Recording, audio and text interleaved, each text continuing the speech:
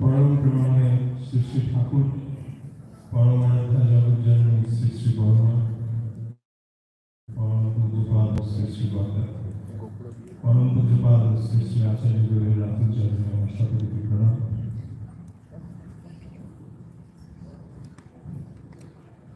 उपस्थित ठाकुरेर कवि हमारे श्रद्धा सবার প্রতি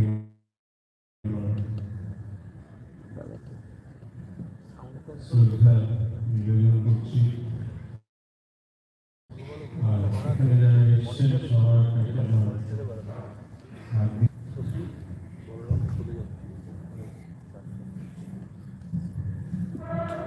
আমি এখানে আপনাদের সম্মান লাভ করে নিজেকে ধন্য মনে করছি। আপনারা ঈশ্বরের বার্তাবাহী মানুষ। আমি ঠাকুরের জন্য কিছু করিনি, আমার কোনো সাধন হয়নি। এই যে সুযোগ পেলাম আপনাদের সামনে দাঁড়াতে, সেজন্য বিপদ। শ্রী শ্রী ঠাকুরকে স্থূল দেহে परम पूज्यपाद श्री श्री दादा परम पूज्यपाद श्री श्री आचार्यदेव एवं परम पूज्यपाद श्री श्री अविंदार माध्यमे दर्शन लाभের যে সুযোগ হয়েছে সেটা আমার মায়ের জন্য। আমার জীবনে এরকম কিছু নেই যেটার জন্য আমি এখানে দাঁড়িয়ে তার কথা আপনাদের কাছে বলতে পারি।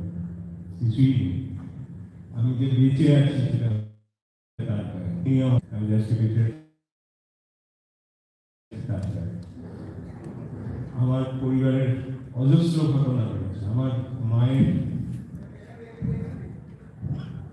আমার দাদুর সময় থেকে শ্রী শ্রী ঠাকুরের সময় থেকে এখন অব্দি পরম আমরা শুধু আমি তার থেকে দেখেছি, আমরা শুধু পাচ্ছি। আমি তার জন্য কিছু করিনি, কিন্তু তিনি অবিরত দিয়ে শ্রী শ্রী ঠাকুর যেভাবে দিয়ে গেছেন, পরম পূজ্যপাদ শ্রী শ্রী বর্দা যেরকম ভাবে দিয়ে গেছেন, পরম পূজ্যপাদ শ্রী শ্রী দাদা দিয়ে গেছেন, সেরকম ভাবে পরম পূজ্যপাদ শ্রী শ্রী আচার্যদেব, পরম পূজ্যপাদ শ্রী শ্রী অরবিন্দ একই ধারায় দিয়ে যাচ্ছেন। অভেদ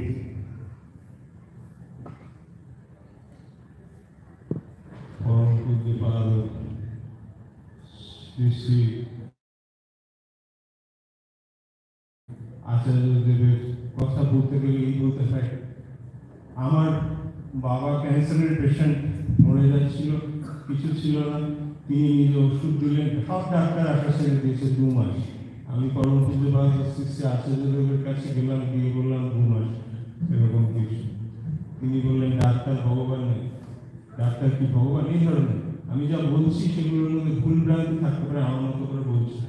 এই কথাটুকু তিনি বললেন, তিনি নিজে ওষুধের ব্যবস্থা করলেন, আমার বাবা সুস্থ হয়ে গেল এবং যার জীবনের মন ছিল সেটাই ঘুরে গেল।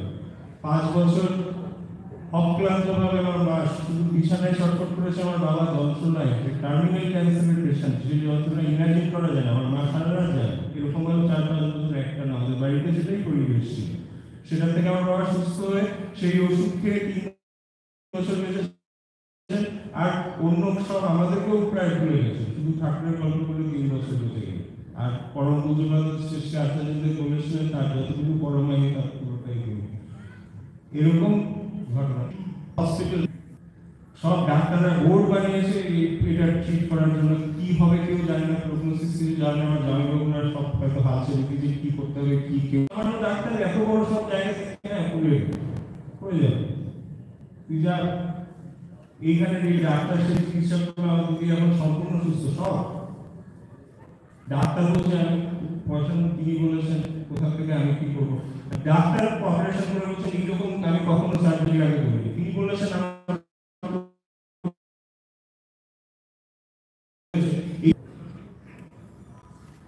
আর অঙ্গুলি হলেই হয়, আর ইচ্ছাতেই হয়। এই জগতের সমস্ত কিছু যা কিছু হচ্ছে তাকে আমরা এইভাবেই। আমি ছোটবেলায় ঠাকুরের জীবনে আমার মা আমাকে দীক্ষা নিয়েছিল, আমি ঠাকুরের জীবনে আমার ছোটবেলায় আমি দীক্ষা নিই। আমি ওইসব জিনিসের মধ্যে আমার একটু অসুবিধা হতো সবকিছু মানতে। আমি ভাবতাম আইনস্টাইনের ছবি আছে, আমাকে পড়াশোনা করতে হবে, আমি আইনস্টাইনের ছবির মধ্যে যদি ধূপকাঠি দিই, ফুল চড়িয়ে দিই, তাহলে আমি কি করে ফিজিক্স শিখে যাবো। তা আমি এটাকে বিষয়টাকে আমি বুঝতে পারতাম, আমি জানতে পারতাম। আমার জীবনে যখন ক্রাইসিস এসছে, যখন আমি আর বাঁচতে পারছি না, তখন তার দ্বারস্থ হওয়া হয়েছে। তারপর তিনি আমাকে সব ডাক্তাররা ছেড়ে দিয়েছেন, তিনি আমাকে বাঁচিয়ে দিয়েছেন একবার না। তারপর আমার অ্যাডমিশন আমাকে আরো অনেক ভুলভাল জায়গায় নিয়ে গেছে, তিনি সমস্ত সময়ই আমাকে ধরে রেখেছেন, আজকেও তিনি ধরে রেখেছেন, একইভাবে করে যাচ্ছে।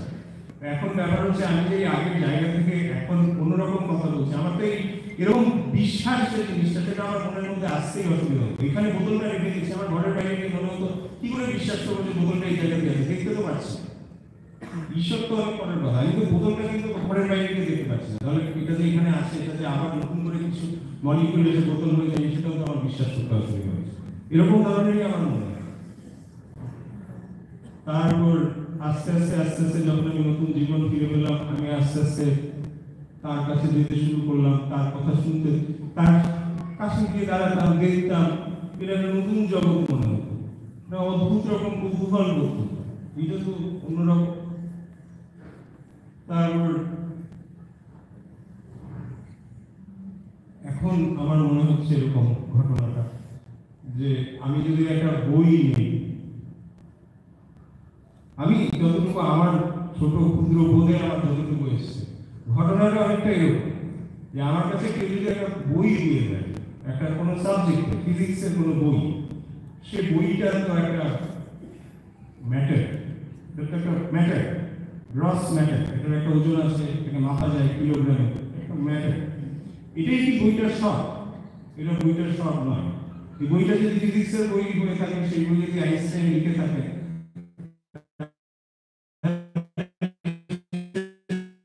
কোনো না স্পিরিট রয়েছে, এইটার অরিজিনের পেছনে একটা কজ রয়েছে, তাই নাই? এটা তো আকাশ থেকে পড়েনি বইটা, তাহলে ম্যাটারটার পেছনে একটা স্পিরিট রয়েছে।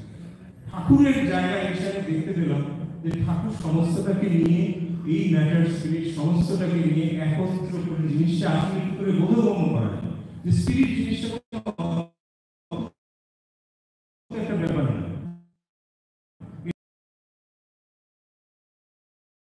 এই কজের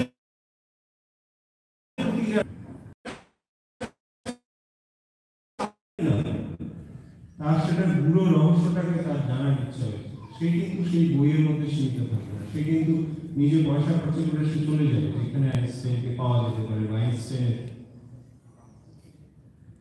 তথ্য যার কাছে রয়েছে, যে অরিজিন সোর্স যার কাছে রয়েছে, তার কাছে চলে যাবে, সে দিতে চাই, সে নিজে পয়সা খরচ করবে, 1 লাখ টাকা দিয়ে 2 লাখ টাকা দিয়ে হলো যে চলে আসবে, খরচ করবে, সে ওই জায়গায় না যেতে পারলে তার শান্তি হবে। তাহলে প্রথম আমাদের যতক্ষণ আমরা ম্যাটার লেভেলে আসছি, আমরা চাইছি যে কি করে কিছু নেওয়া হয়, আর যত আমরা ফাইনাল আমাদের যত কোয়েশ্চেন, তখন আমাদের দেয়ার ব্যাপার আছে। আমরা নিজেদেরকে জিনিসটার পেছনে দিতে চেষ্টা করছি, যাতে আমরা জিনিসটাকে আয়ত্ত করতে পারি, ওইটা কি সেটার প্রতি একটা কৌতূহল রয়েছে, এটাই স্পিরিচুয়ালিটি। এটা আইনস্টাইনের ব্যাপারে একটা বিজ্ঞানের তথ্য হতে পারে, কিন্তু আইনস্টাইন তো আকাশ থেকে যেটা সৃষ্টি করে, তারও আমার আগে ছিল, তারও আগে ছিল, তাহলে সৃষ্টির শুরু থেকে যা কিছু আমি দেখছি ম্যাটার, সবটারই একটা অরিজিন রয়েছে, সবটারই একটা কজ রয়েছে, আর এই কজের প্রতি অ্যাফিনিটি হচ্ছে স্পিরিচুয়াল অ্যাফিনিটি। তাহলে প্রত্যেকটা মানুষ একইভাবে তাকে দেখতে পাবে, এই ভাবাটাই হচ্ছে মূল, এই ভাবাটাই হচ্ছে একটা। তাহলে প্রত্যেকেই আইনস্টাইন হয়ে যাবে, প্রত্যেকেই তার প্রতি একই রকম। আমরা প্রত্যেকেই তাই করছি, আমরা পরীক্ষা পাশের জন্যই ফিজিক্স করছি, আমরা সেটার জন্যই করছি, আমরা ততটুকুই পাচ্ছি না, তার থেকে বেশি কিছু পাবো, কারণ আমি তার থেকে বেশি কিছু চাইনি। তাহলে সৎগুরুজি তিনি কখনো সস্তা রাস্তা দেখাবেন না, সোজা রাস্তা তিনি কখনো দেখাবেন না। সবাইকে বলছেন বিধি ওয়ার্ড ছুটে বেড়াতে, বলছেন কম্ফোর্টের বাইরে চলে যেতে, কাজ করতে, এই করতে সেই করতে, তিনি কখনো সোজা রাস্তা দেখাবেন, তিনি আকাশ থেকে কখনো বিভূতি এনে সামনে দেখাবেন, কখনো তিনি সেটা করবেন। কারণ ঠাকুর শুরুতেই সেটা বলছেন যে ঠাকুরত্ব যদি না জানে, তাহলে কিছুতেই কিছু অর্থ কাম এইসব কিছু দিয়ে অর্থমান যশোর এই ঠাকুরই বলতে পারেন। একদম শুনতেই ঠাকুর ক্লিয়ার। এগুলোর পেছনে জন্য আমার কাছে এসো, তুমি যদি সেটা হয় তাহলে তুমি আসতে পারো, তাহলে সোজা রাস্তাটা তুমি দেখাবে।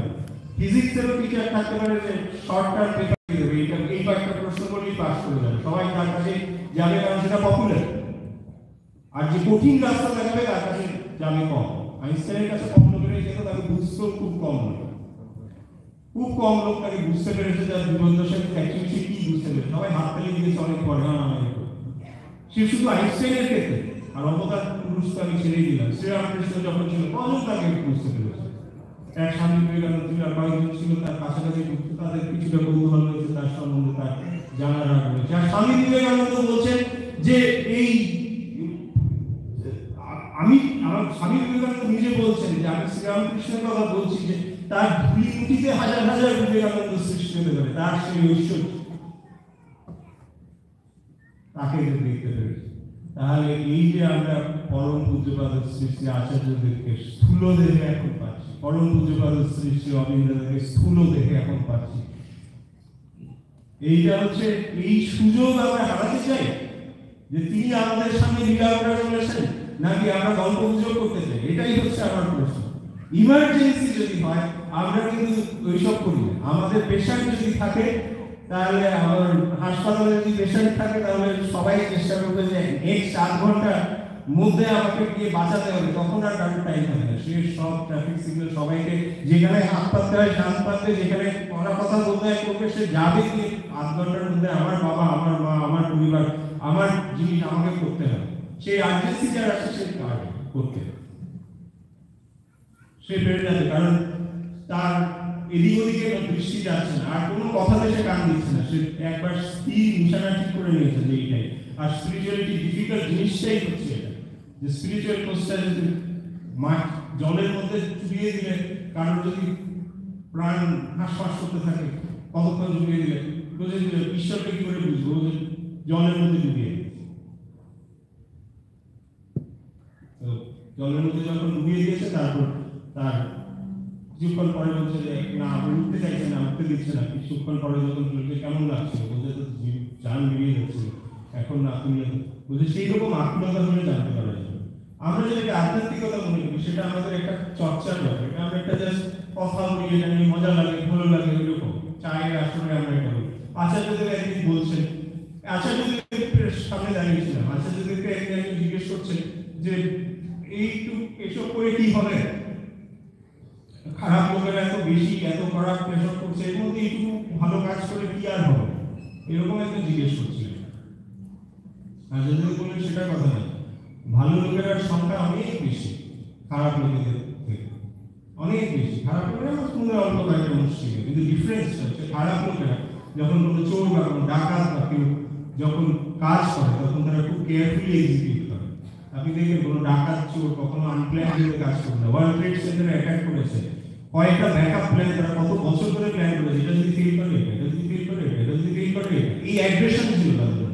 আর ভালো মানুষেরা পেছনে বসে থাকে, ভালো মানুষের সংখ্যা অনেক বেশি, তারা বসে গল্প করে, এইটা ভালো, ওইটা তো খারাপ, এইটা এই, ওইটাতে তো এরকম দেখাচ্ছে, এইটা তো এরকম, এইটা তাদের, এটা কিন্তু প্রাণের চাহিদা নয়। প্রাণের চাহিদাটা আমার ছেলে, আমার মেয়ে, আমার এইটুকুটা ঠিক থাকলেই হলো। আর ওইটা হচ্ছে দেশের পলিটিক্স এরকম হলেও ভালো, এলাকার মধ্যে এরকম হলেও ভালো, এটা হচ্ছে একটা রিক্রিয়েশন। তো আচার্যদেব বলছেন যে ভালোটা যখন অ্যাগ্রেসিভ হয়ে উঠবে, তখন আমরা এখন সবাই আপনাদেরকে দর্শনে আমার এটাই সৌভাগ্য, আমি নিজে কিছু করি না, কিন্তু আমি যখন এই অ্যাগ্রেসিভ চারদিকে দেখছি, আমার এখানে এসে মনে হচ্ছে যে আমি একটা নতুন ছন্দ দেখছি। মানে আমার ভেতরে আনন্দে আমি যাদের সঙ্গে আছি, তাদের সঙ্গটা আমার কাছে মনে হচ্ছে বিশাল বড়, কারণ তারা পরম পুরুষের কাজ করছে।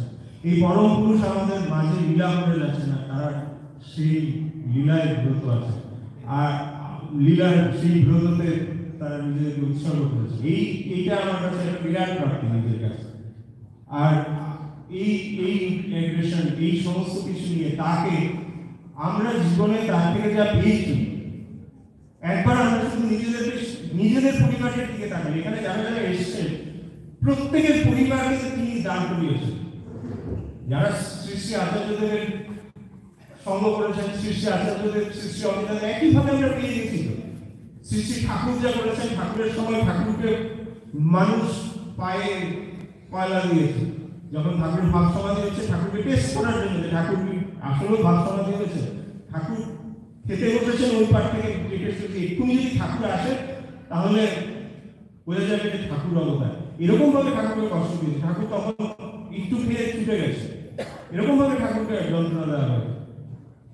এই একটু আগে গান করছিলেন আমাদের শ্রদ্ধেয় বলরাম দা, তাকে তো পেয়ে আমরা সবাই, এটা আমাদের কাছে সৌভাগ্য তিনি এখানে এসেছেন। যে কত প্লেস তার এই গানের মধ্যে ছিল, এই তো তার জীবন।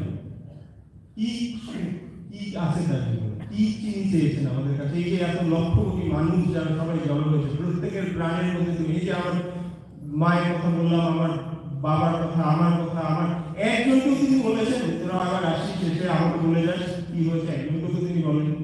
একজনের কাছে তিনি কিছু চেয়েছেন, একজনের কাছে কিছু চান, কি প্রত্যাশা করেছেন তিনি? এই যে আমার দিদি এত কিছু হয়েছে, একবার তিনি বলেছেন যে এইটা করলে তুমি এসেছেন। অজস্র প্রাণকে তিনি বাঁচিয়ে রেখেছেন, তার দয়ায় সবাই বেঁচে আছে।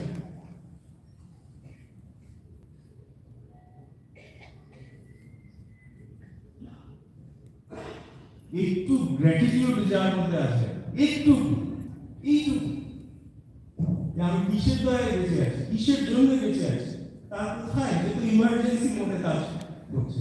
যারা যারা আপনারা কাজ করছেন ইমার্জেন্সিতে করছেন, কারণ আপনাদের জীবনে সেই দয়াটা আপনারা ফিল করছেন, আপনারা সেই গ্র্যাটিটিউডটা ফিল করছেন।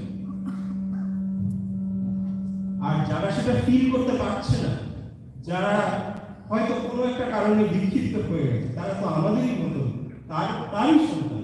আমরা তাদেরকেও নিয়ে চলবো, কারণ তিনি সেটাই দিয়েছেন, তিনি কাউকে বাদ দিয়ে না, তিনি সবার, তার জন্য তো তার রাস্তাটা করছেন। তিনি শুধু আমাকে ভালোবেসেছেন এরকম করে, আমার পরিবারটাকে আগলে ধরেছেন, আমার শত্রুটাকেও তিনি একইভাবে আগলে ধরেছেন। তাহলে কি তিনি আমি তাকে সেভাবেই ভালোবাসতে পারবো? আমি ভালোবাসার গল্প করি তাকে, যে আমি তাকে ভালোবাসি, তাকে ভালোবাসা সোজা কথা। তার সামনে তো 2 সেকেন্ড দাঁড়াতে পারি না, নিজের মধ্যে সেরকম ক্ষমতা নেই তার সামনে গিয়ে 2 সেকেন্ড দাঁড়াতে পারবো এরকম ভাবে যেটা তার মন মতো হয়। কারণ ঘরে বউয়ের সঙ্গে হইচই করবো, এটা করবো, সেটা করবো, তার সামনে তো গিয়ে ভদ্র মানুষের মতো দাঁড়াতে হবে। আর তিনি যদি সমস্ত সময়, আমি উনি প্রেজেন্ট, তিনি যদি সমস্ত সময় আমার সঙ্গে থাকেন, তাহলে আমাকে সেইভাবে চলতে হবে। সেটা কি সম্ভব? ঠাকুরের রাস্তা তো অনেক কঠিন,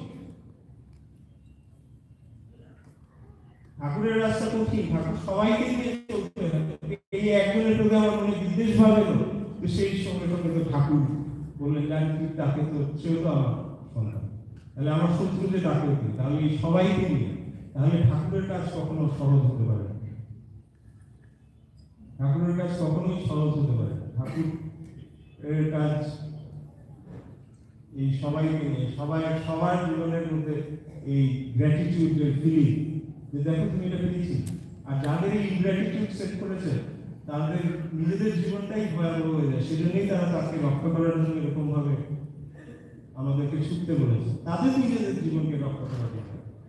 তিনি তো সর্বৈশ্বর্যশালী, তার কি আসে না? এটাই হচ্ছে ব্যাপার। আমরা তো নাহলে যে কাউকে, আমরা রবীন্দ্রনাথ ঠাকুরকেও তো জীবনে গুরু হিসাবে গ্রহণ করতে পারি, আমরা করি না, করতে তো পারি।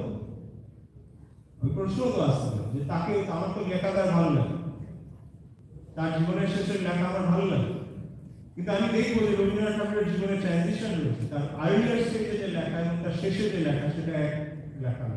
শেষে আস্তে আস্তে তার রিভলিউশন রয়েছে। পরম পুরুষের জীবনে সেটা দেখা যায় না। 22 বছরের বয়সে তিনি সত্যান্ত লিখেছেন, একদম শুনতে যা তাই। আমরা শ্রী শ্রী আচার্যদের, তিনি 3 বছর বয়সে বলছেন এতটা দীক্ষা হবে, কোথায় করে আসেন। শ্রী শ্রী অবিন্দাদের জীবনে এরকম ঘটনা রয়েছে, তার কখনো বিচ্ছুতি হয় সেখানে। স্বামী বিবেকানন্দ, তিনি শ্রীরামকৃষ্ণকে অনুসরণ করেছিলেন, তাকে বিশাল বড় মানুষ তিনি, কিন্তু তার জীবনে সাধনা করতে করতে করতে করতে তিনি শিখেছিলেন। মা সাধনা তাকে বলছিলেন, না বাবা বলি দিস, আমার বলি দিতে ইচ্ছা করছে না, বলি দেবে। তার জীবনের মধ্যে সাধনা রয়েছে, কিন্তু পরম পুরুষ তিনি অবিচ্ছিন্ন লীলা করে চলেছেন, তার মধ্যে কখনো বিচ্ছেদ আসে। ঠাকুর এই যে আমরা অবতার রূপে তাকে পেলাম, আমরা তাকে অবতার বলে থাকি, আমরা তাকে কতটুকু বুঝতে পারি, ধারণা করতে পারি, সেটা বড় কথা না। এখানে তাকে থাকতে হবে অনেক দিন, তাই এই বাবা ছেলে লীলা তাকে চালিয়ে যেতে হচ্ছে এরকম হবে। আর এই কষ্ট আমরা তাকে কতদিন দেবো? তাকে ওই সময় কলা দিয়েছিলাম, এখনো তো তাই দিয়ে দেবো। এখন একটু অল্প একটু তার জন্য দেয়, তার জন্য একটু তিনি বলেছেন তাই, তিনি বলেছেন তাই আমার জীবনে তিনি রক্ষা করেছেন, এইটুকু তাকে ফিল করতে হবে। তিনি সেই তিনি যে রক্ষা করেন এইটুকুই আমি বুঝতে পারি, তার বাইরে আমি বুঝতে পারি না। একটা কুকুর শুধু এইটুকুই বুঝতে পারে যে তার প্রভু তার জীবনকে রক্ষা করে, তার প্রভু যে আকাশেও চাঁদেও যেতে পারে, সে যে কোথায় কোথায় কি করতে পারে সেটা নিয়ে কুকুরের মাথা ব্যথা নেই। আমাদের তিনি কি করতে পারে না না করতে পারে, তিনি কেন কি করেছেন, কোথায় তাকে কি করেছেন, সেই নিয়ে আমাদের মাথা ব্যথা নেই। ওটা তার ব্যাপার। 500 বছর 1000 বছর 2000 বছর পরে আমরা বলছি শ্রীকৃষ্ণ যুদ্ধের সব নিয়ম লেগেছেন, কিন্তু তিনি তবুও তখন কি সেইটা বলেছিলেন? তখন সবাই বলেছে এই তো পুরো সব নিয়ম ভাঙছে, এত কিছুই করছে। তাকে বোঝা যায় না, তাকে আমাদের গণ্ডির মধ্যে আমরা তাকে এই সমস্ত পৃথিবীর বিশ্ব সংসারের দায়িত্বটা সেটা তার উপর ছেড়ে দিতে। আমার জীবন ক্ষুদ্র জীবন, তার আশ্রয়প্রাপ্ত আশ্রয়ে আমি আছি, আমি বেঁচে আছি তার দয়া। শুধু এইটুকু ঈশ্বরপ্রীতি, মানে এই যে লাইটগুলো জ্বলছে প্রত্যেকটা লাইট ভাবতে পারে যে আমি একটা বিশাল কিছু করছি, সে ধাঁধিয়ে দিতে পারে। অনেক লোক থাকতে পারে যে ধাঁধিয়ে দিতে পারে আর্গুমেন্টে যে আমিও একটা কেউ, দেখো আমিও দিতে পারি। কিন্তু গ্র্যাটিটিউড সেটাই, সেই আলোটাই গ্রেটফুল, যে বলবে যে আমার আলো সূর্যেরই আলো, আমি আলাদা কিছু নেই, সূর্যের থেকেই আমি পেয়েছি। বড় অন্ধকারের মধ্যে আমার চমক আছে, কিন্তু আমি দেখো সূর্যের দিকেই আমি তাকিয়ে আছি। আর আর কোথায় গিয়ে আমরা হারিয়ে যেতে পারি? যে এই আলো, আমি এই 4 দেয়ালের মধ্যে এরকম একটা পরিবেশ সৃষ্টি করতে পারি যেটা পুরো অন্ধকার, সেটার মধ্যে এই আলো জ্বালিয়ে কেউ বলতে পারে যে দেখো আমি যথেষ্ট। আর সেই আলো ধাঁধিয়ে দিতে পারে মানুষকে। আর সেই আলোর প্যাচের মধ্যে আমি যদি একবার করি, তাহলে আমার বিশ্বাস হতে পারবে যে এই তো বোধহয় সব, এই তো আলো দিচ্ছে। কিন্তু সেই বেটা আসবে না আমার বিপদের সময়, আমার বিপদের সময় সে আসবে না, আসবে সেই উৎস যিনি, সেই ঈশ্বরপ্রীতি যখন করি, সেই 4 দেয়াল ফুটতে, সেটার মধ্যে একটা ছোট্ট গর্ত করতে ঠাকুর বলছেন, একটু জায়গা দিতে বলছেন, যাতে সূর্যের আলোটা ঢুকতে পারে না, দেখ আমি আছি। ওইটাই সব হয়, দেখ আমি আছি। আর যে পাঁচিল নির্মাণ করেছিল সে সূর্যের আলো ছাড়া সেটা করতে পারত না, সেই এনার্জি সূর্যই দিয়ে, দেখ আমি আছি। রবীন্দ্রনাথ ঠাকুর করতে পারতেন, বৈশিষ্ট্যবাদী আপ্লবায়ন হতে আগে যারা যারা এসেছেন সবাইকে পূরণ করতে, এটাই হচ্ছে তার অবদান, পুরুষের লক্ষ্য। এই দুটো যখন স্যাটিসফাইড হয় তখন আমরা তার কাছে প্রদান করি। আর সেই যে আমাদের আচার্যদেব, সেই আমাদের অবিন্দান। আর ট্রাস্ট আমি তাকেই করতে পারি যার এই থট ওয়ার্ড ডিড অ্যালাইন। যে কাউকে ট্রাস্ট করা যায় না জীবনে, আপনার জীবনের ভার যে কাউকে উপর দিতে পারবে না, যে বলবে আমি ভালোবাসি আর জীবন দিয়ে আপনাকে ভালোবাসে। যীশু খ্রিস্ট ভালোবাসি বলেছিল, সেটা জীবন পর্যন্ত দিতে পেরেছিল ভালোবাসার জন্য। সেই ভালোবাসাই ঠাকুরের, সেই ভালোবাসাই আচার্যদেব, সেই ভালোবাসাই অবিন্দান। তিনি শেষ অবধি করে যান, কারণ এটা তার সৃষ্টি। তিনি সৃষ্টি করেন, তিনি ম্যানুয়াল দিয়ে দেন, তিনি নিজে আচরণ করে দেখিয়ে যান কিভাবে করতে হয়। আপনার ওয়াশিং মেশিন যখন খারাপ হবে তখন আপনি তাই করবেন, প্রথমে ম্যানুয়াল দেখবেন, তারপর ম্যানুয়াল না হলে লোকাল সার্ভিস স্টেশনে যাবেন, যদি তাই না হয় তাহলে ওই ইয়েতে যাবেন। কিন্তু আপনার নিজের শরীর মনে যদি খারাপ হয় তাহলে আপনি ওয়াশিং মেশিন রিপ্লেস করতে পারেন, এটাকে রিপ্লেস করবেন কি করে? তাহলে আপনি ম্যানুয়াল দেখতে পারেন, তার বাড়ি, তার সমস্ত কিছু দেখতে পারেন, তার সঙ্গ যারা লাভ করেছে তাদেরকে দেখতে পারেন, তারপর না হলে তিনি রয়েছে, তিনি করে দেবেন। উৎসে তাকে যেতেই হবে। তাই উৎসব বিমুখ যে চলা, সেটা আমাদেরকে বিনাশের দিকেই নিয়ে যায়, আমাদের জীবনকে সেটা রক্ষা করতে পারে। আমি অনেক সময় নিয়েছি, আমি শুধু এইটুকু, যারা যারা এই পথ যে আমার আপনাদের দিকে খুব আনন্দ হয়েছে। আমি যারা অর্গানাইজ করেছে তাদেরকে ক্ষমা প্রার্থী, আমি তাদের সময়ের দিকে ধ্যান দিতে পারি, কিন্তু আমার এত আনন্দ হয়েছে আপনাদের সবাইকে দেখে। আর আপনারা আমার জন্য একটু প্রার্থনা করবেন যাতে আমি এরকম অকেজন হয়ে না থাকি। আপনারা সবাই ভালো থাকবেন। আর আমার প্রার্থনা রইল পরম পিতার রাসূল চরণে আপনাদের সবার সপরিবার মঙ্গল হোক। আর আমি আচার্য এবং পরম প্রতিপালক সৃষ্টি অবিন্দাদার এই দয়া এখানে আপনাদের কাছে এসেছি, তাদের চরণেই আপনাদের সবার মঙ্গলের